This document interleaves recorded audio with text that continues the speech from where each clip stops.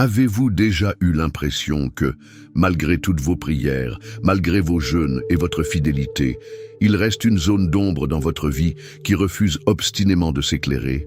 Avez-vous cette sensation étrange que vos projets sont comme enchaînés par un fil invisible, ou que votre santé s'étiole sans qu'aucune explication médicale ne puisse mettre un mot sur votre mal? Aujourd'hui, je vais vous révéler quelque chose que très peu de chrétiens comprennent réellement, mais qui est pratiqué depuis des millénaires dans les hautes sphères du monde spirituel. C'est un secret que j'ai observé de mes propres yeux de l'autre côté, dans les ténèbres de l'occultisme, avant que la lumière foudroyante du Christ ne me rachète. C'est un secret que Dieu a placé juste devant vous chaque jour, dans l'élément le plus simple, le plus pur et le plus vital de votre quotidien, l'eau. Nous allons parler aujourd'hui d'une arme de libération massive que vous tenez entre vos mains sans même le savoir. Pourquoi l'eau est-elle présente dès le premier verset de la Genèse et jusqu'au dernier chapitre de l'Apocalypse? Pourquoi est-elle le vecteur sacré du baptême? Pourquoi notre Créateur a-t-il décidé que le corps humain serait composé à plus de 60%, voire 70% d'eau? Ce n'est pas un simple hasard biologique ou une coïncidence de la nature. C'est une conception spirituelle délibérée. L'eau est le conducteur par excellence du pouvoir spirituel. Dans ce message, je vais vous enseigner avec autorité comment briser chaque malédiction, chaque sortilège et chaque oppression attachée à votre vie en utilisant la puissance de la parole de Dieu sur l'eau. Vous allez apprendre à transformer un simple verre d'eau en un instrument de guerre spirituelle pour nettoyer votre temple intérieur et restaurer votre force vitale. Mais avant d'entrer dans ces profondeurs révélatrices, je veux m'assurer que vous faites partie de cette armée de lumière qui se lève. Si vous êtes prêt à recevoir cette autorité aujourd'hui, cliquez sur le bouton « J'aime ». C'est un signal que vous envoyez pour dire que vous ne subissez plus votre vie, mais que vous en prenez le commandement. Et surtout, dites-moi dans les commentaires d'où me suivez-vous, de quelle ville, de quel pays, de quel continent. C'est une joie immense pour moi de voir comment la famille de Dieu se rassemble au-delà des frontières. Votre présence ici n'est pas un accident, c'est un rendez-vous divin. Êtes-vous prêt à découvrir comment l'invisible utilise le visible pour vous libérer totalement? Alors, ouvrez votre esprit, car nous commençons maintenant. Partie 1. Le principe spirituel des mots et de la conductivité de la matière. Pour comprendre pourquoi nous allons prier sur l'eau, vous devez d'abord saisir les lois fondamentales de la guerre spirituelle. Beaucoup de croyants font l'erreur de penser que le monde spirituel et le monde physique sont deux compartiments totalement étanches. C'est une illusion qui vous rend vulnérable. Le monde spirituel ne plane pas simplement dans les nuages, il s'ancre dans la matière. Dans le monde de la sorcellerie et de la haute magie que j'ai connu, aucun sortilège n'est jamais lancé dans le vide absolu. Les agents des ténèbres utilisent toujours des supports physiques, des vecteurs de transfert. Ils utilisent des bougies, de la terre, des cheveux, des vêtements, de la nourriture et surtout très souvent de l'eau. Pourquoi l'eau? Parce que l'eau possède une capacité de mémoire et d'absorption que la science commence à peine à entrevoir, mais que les Écritures et les occultistes connaissent depuis toujours. La Bible nous enseigne dans Proverbes 18, 21 que la mort et la vie sont au pouvoir de la langue. Vos paroles ne sont pas de simples vibrations sonores destinées à s'éteindre. Ce sont des fréquences spirituelles, des vecteurs d'énergie créatrice ou destructrice. Si une parole de malédiction peut corrompre la structure spirituelle d'un objet, à combien plus forte raison la parole de celui qui a dit « que la lumière soit » peut-elle consacrer, purifier et transmuer la nature même de ce que vous touchez? Pensez-y un instant.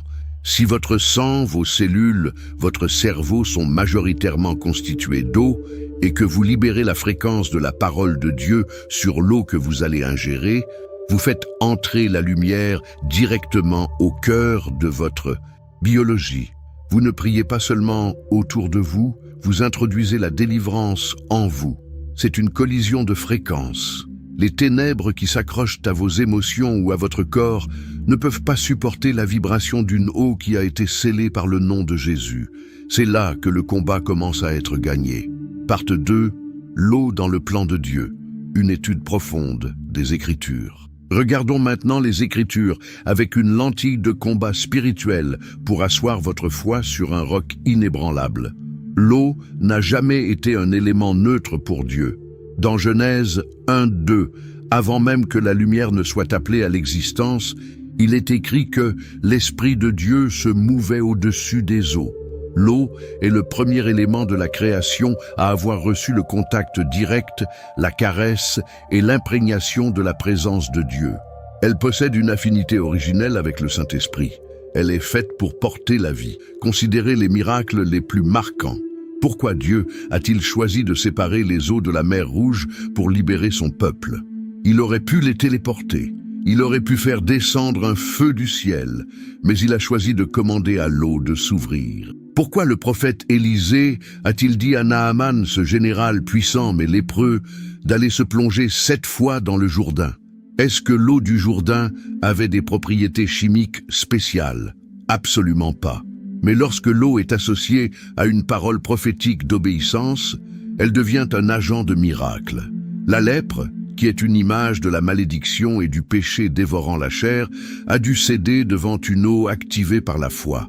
Regardez Jésus à Cana. Son tout premier miracle, le signe qui a lancé son ministère public, a porté sur l'eau. Il a pris des jarres de purification, des eaux destinées à laver l'extérieur, et il en a transformé la structure interne pour en faire le meilleur des vins.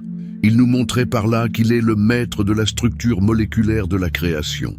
Et que dire de son propre baptême? En descendant dans l'eau, Jésus n'a pas été purifié par l'eau. C'est lui qui a sanctifié l'élément eau pour toutes les générations à venir, en faisant du baptême une porte de passage entre la mort de l'homme esclave et la naissance de l'homme libre.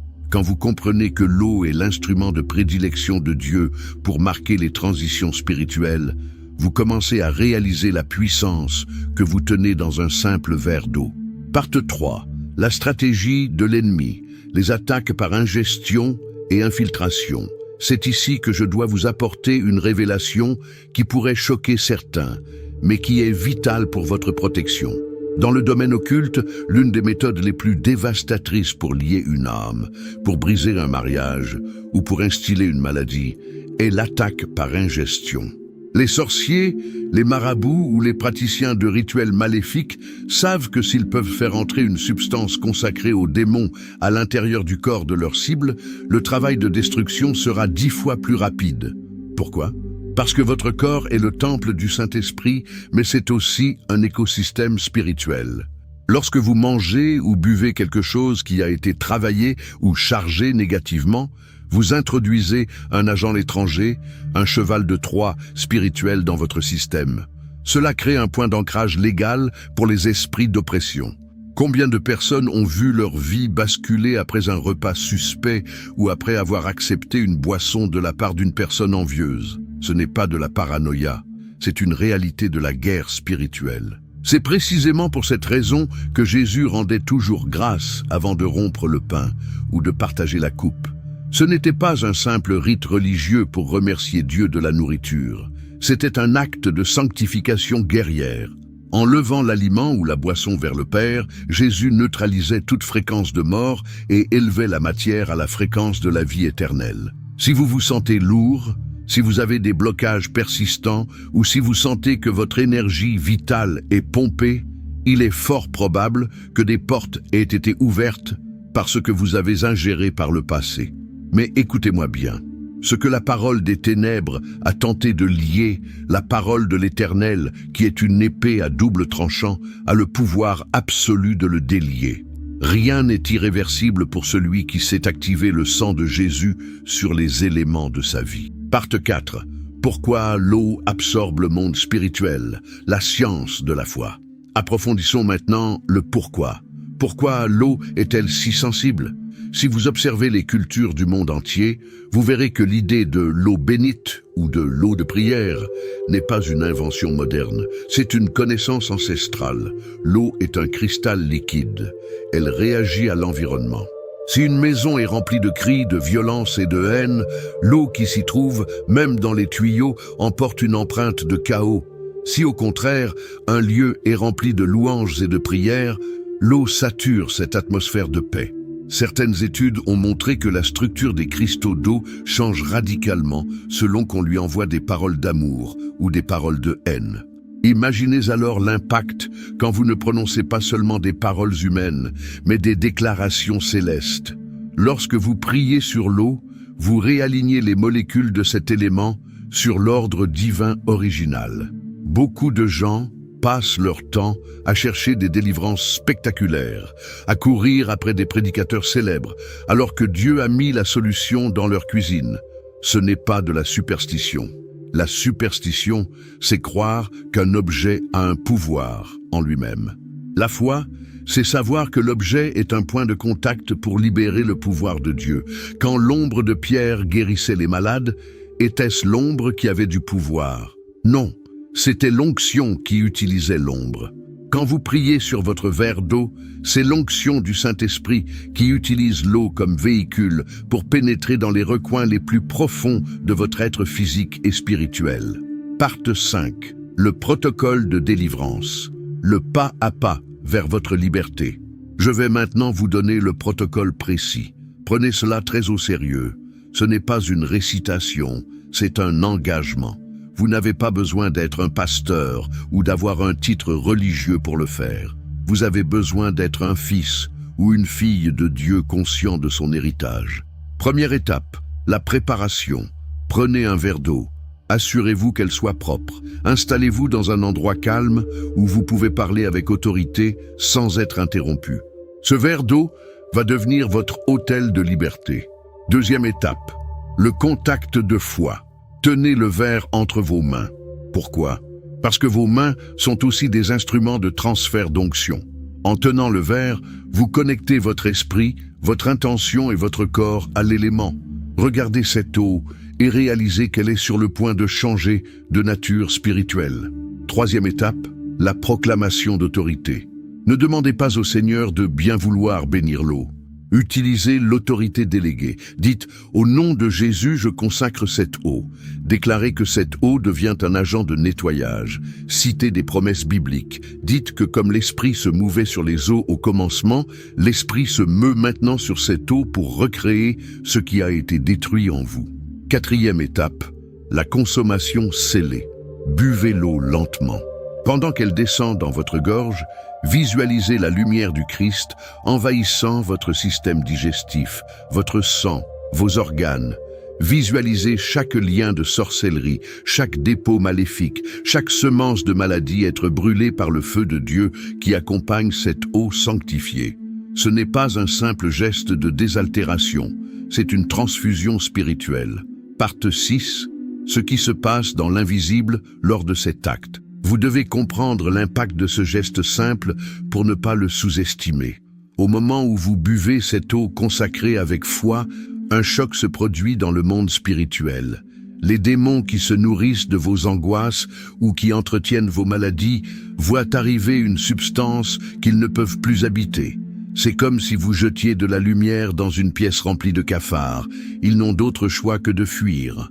Beaucoup témoignent d'une sensation de chaleur intense, d'autres de picotement ou d'un soulagement immédiat au niveau de la poitrine ou de l'estomac. Pourquoi? Parce que l'oppression spirituelle se loge souvent dans les plexus nerveux, là où le physique et le spirituel se rejoignent. L'eau consacrée agit comme un solvant spirituel qui dissout les cols démoniaques qui maintenaient les malédictions attachées à vous. Vous allez ressentir une clarté mentale que vous n'avez pas eue depuis longtemps. Le brouillard s'en va, la confusion se dissipe. Pourquoi? Parce que votre cerveau, qui est le centre de commande et qui est presque entièrement composé d'eau, vient de recevoir une mise à jour divine. Les fréquences de peur sont remplacées par les fréquences de la paix qui surpassent toute intelligence. C'est cela, devenir imbattable, c'est savoir utiliser les ressources du royaume pour saturer sa réalité terrestre. Parte 7. Faire de la purification un style de vie victorieux. Ce que je vous enseigne aujourd'hui ne doit pas être un événement unique que vous oublierez demain. C'est une stratégie de vie. Nous vivons dans un monde spirituellement pollué. Chaque jour, nous rencontrons des gens chargés d'énergie négative. Nous entrons dans des lieux où des choses iniques ont été commises. Nous entendons des paroles de malédiction à la télévision ou sur les réseaux sociaux. Votre système spirituel a besoin d'un nettoyage quotidien. Prenez l'habitude de le faire chaque matin. Avant de boire votre café ou de commencer votre journée, prenez ce verre d'eau, consacrez-le et déclarez « Seigneur, que cette eau fortifie mon temple pour les combats d'aujourd'hui. Faites-le le soir pour évacuer les pressions de la journée. Si vous allez à un rendez-vous important ou si vous devez affronter une situation conflictuelle, sanctifiez l'eau que vous buvez. N'oubliez jamais, Dieu n'a pas besoin de méthodes compliquées pour faire des miracles, mais il a besoin de votre foi. Une pierre a suffi pour David, un peu d'huile a suffi pour la veuve de Sarepta, un peu de boue a suffi pour l'aveugle-né. Pour vous, aujourd'hui, un verre d'eau et une parole de foi suffisent pour inverser le cours d'une malédiction qui dure depuis des années. Vous reprenez le contrôle, vous n'êtes plus la proie, vous êtes celui qui règne avec Christ. Nous arrivons maintenant au moment le plus sacré de ce message. Si vous avez un verre d'eau avec vous, prenez-le maintenant. Si vous n'en avez pas, ce n'est pas grave. L'onction de cette prière vous atteindra là où vous êtes et vous pourrez répéter ce geste plus tard. Je veux que vous fermiez les yeux un instant et que vous preniez conscience de la présence de Dieu qui remplit la pièce où vous vous trouvez. Il n'y a pas de distance dans l'esprit. L'autorité que je libère ici est la même qui va activer l'eau dans votre main à des milliers de kilomètres. Je sens une onction de rupture de chaînes extrêmement forte. Il y a des personnes ici qui portent des fardeaux familiaux, des dettes spirituelles contractées par leurs ancêtres ou des sorts jetés par jalousie professionnelle. Tout cela s'arrête aujourd'hui. Nous allons prier une prière de restauration totale. Une prière qui va non seulement briser le mal, mais aussi appeler la vie, la santé et l'abondance dans votre corps et dans votre âme. Préparez-vous à recevoir le souffle de Dieu. Dites ces paroles avec une conviction profonde, car chaque mot est une semence de miracle. Répétez après moi de tout votre cœur, Seigneur Dieu de l'univers, Père de lumière en qui il n'y a aucune ombre de variation, je me présente devant ton trône de grâce aujourd'hui. Je te remercie pour le souffle de vie qui est en moi. Je te remercie pour l'eau, cet élément précieux que tu as créé pour soutenir ma vie physique et pour symboliser ta vie spirituelle. Aujourd'hui, au nom puissant de Jésus-Christ, j'exerce l'autorité légale que tu m'as donnée par le sacrifice de la croix. Je lève ce verre d'eau devant toi, où je visualise cet acte, et je le consacre maintenant par la puissance du Saint-Esprit. Je déclare que cette eau cesse d'être un simple liquide pour devenir un vecteur d'onction et de libération. Par le nom de Jésus, je commande à toute malédiction attachée à ma vie, qu'elle soit consciente ou inconsciente, de se briser maintenant. Je commande à tout sortilège, toute incantation, tout œil maléfique et toute flèche spirituelle lancée contre moi de tomber à terre sans effet. Si des ténèbres ont pénétré mon corps par la nourriture ou la boisson par le passé, je déclare que le sang de Jésus agit maintenant comme un antidote divin. En buvant cette eau, je déclare que je sature mes cellules de la vie de Dieu. Je commande à la maladie de quitter mes organes. Je commande à la fatigue chronique de s'évaporer. Je commande au stress et à l'oppression de libérer mon esprit. Que cette eau nettoie mon sang, purifie mes pensées et restaure ma force vitale. Je déclare que je suis maintenant une zone interdite pour l'ennemi. Je suis scellé, je suis racheté, je suis purifié. Merci, Père, pour le renouveau qui coule en moi en ce moment même. Je reçois ta paix. Je reçois ta joie et je reçois ma victoire totale. Désormais, je marche dans la lumière, car celui qui est en moi est plus grand que celui qui est dans le monde. Amen, Amen et Amen.